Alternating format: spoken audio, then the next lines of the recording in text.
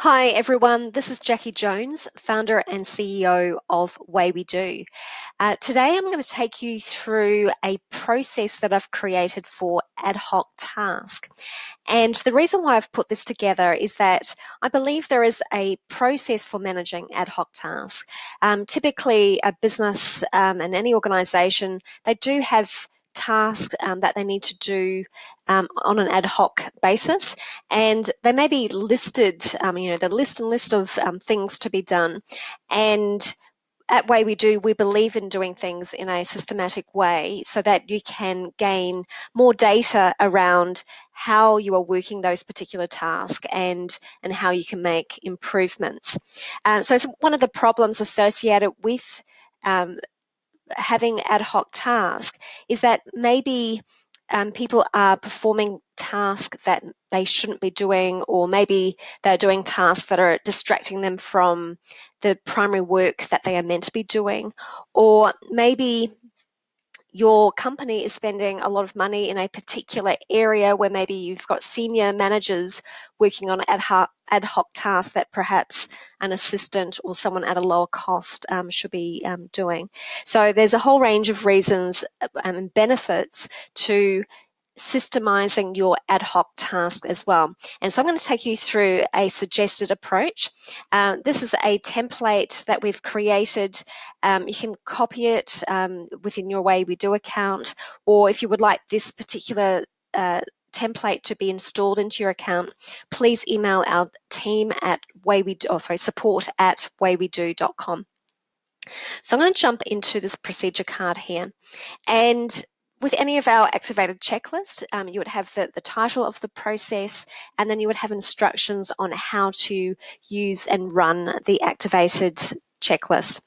On the left-hand side, we have all the tasks, and then on the right-hand side, when that opens up, we have the instructions or the procedure.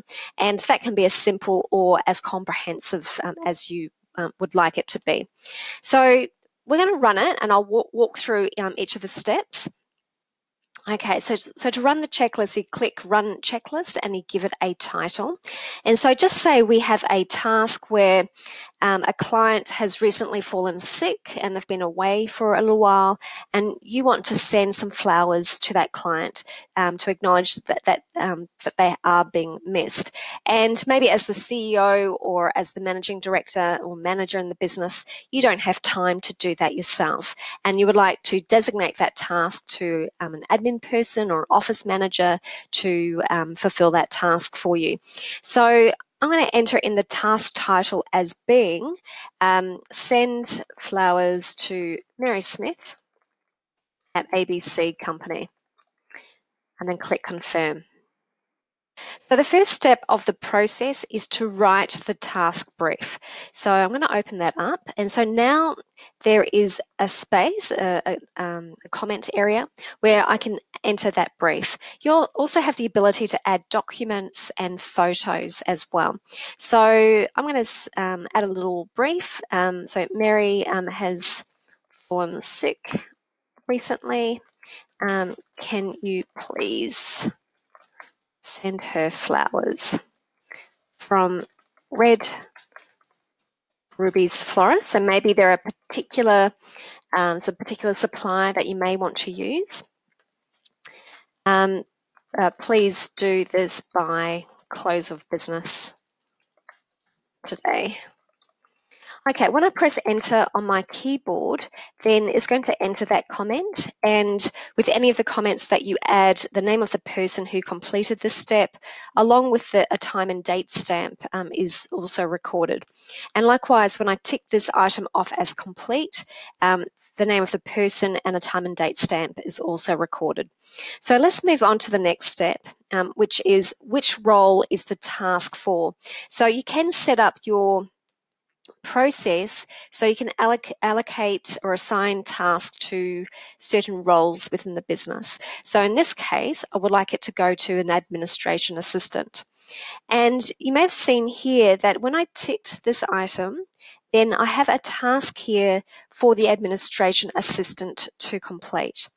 So let's move on to the next item. So is a manager sign-off required?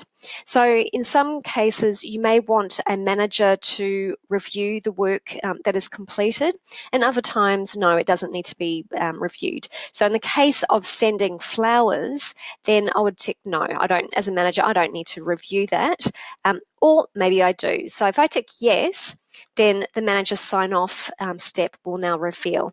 But for now, I'm going to tick no. The next item that I've added to this process is a way of categorizing the ad hoc task, because I want to get a sense of how much time and how many tasks are being completed in the different areas of my business. And that's going to give me information around, do I need to hire someone else who can look after those tasks? So if the volume of tasks that are coming through is at a certain level or reaching a certain threshold, then maybe that's when I need to hire someone else to assist with that, or maybe I need to outsource it so that my team is not being distracted by doing that. So I'm going to add that to administration. The next step here is inviting the collaborator or the person that you want to delegate the task to.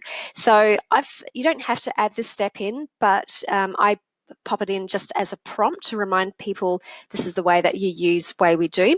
So it says click the Invite Collaborator button, and that's what it looks like, and it appears at the very top of the checklist here. So if I tick this item, then I can select the name of that person, and then I tick Invite Collaborator. And then from there, the administration assistant will be able to complete that task. So it will appear on their dashboard. So when they log into Way We Do, this will appear when they first log in, as well as they will receive an email from Way We Do asking them to collaborate and participate in this process. So when that person completes this work, then they then tick that item off as complete as well. Okay, and so I'll click close here. And so basically when you click close, so if I click on checklist here, this is our master activated checklist. And then if I click on the activity, then this will show all the different instances of this process being run. There's also the checklist instance reports where you can gain or extract all of the data from running that process. So if I click reports and then click on checklist instance, and I'll just do a search for ad hoc task. There have been 4 instances, and this is the one I just started or just ran. And then we can see all the data associated with running this particular process. So we can see when it was started, we can see the brief or the comment that I added there. We can see that steps have been ticked off.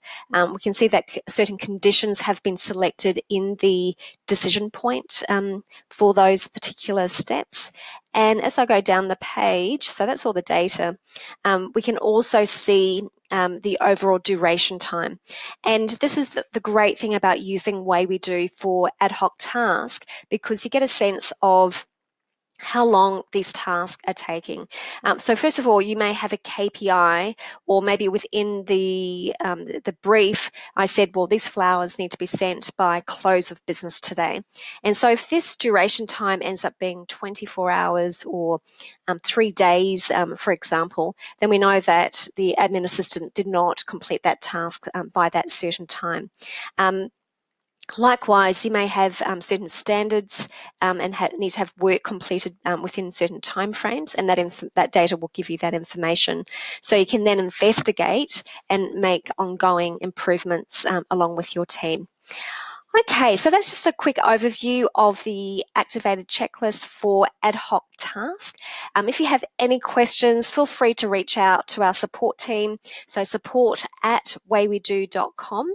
If you don't have a Way We Do account, feel free to sign up to a free one from our website. So go to www.waywedo.com, and we hope to speak with you soon. Have a great day. Bye.